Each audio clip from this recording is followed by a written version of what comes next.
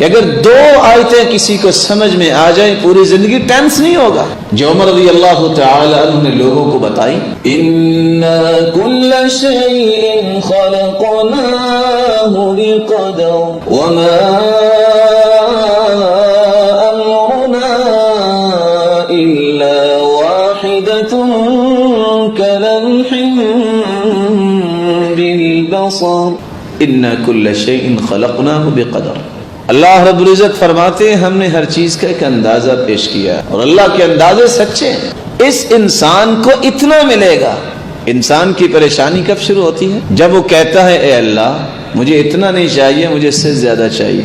دوسرے لفظوں میں انسان جب اپنی خواہشوں کا اپنے رب کو پابند بنانا چاہتا ہے پریشانی شروع. اور اگر یہ یقین کر لے میرے رب نے لکھا ہی ایسا ہے اور جو لکھا ہے وہ ٹھیک لکھا ہے، کبھی پریشان نہیں ہوگا.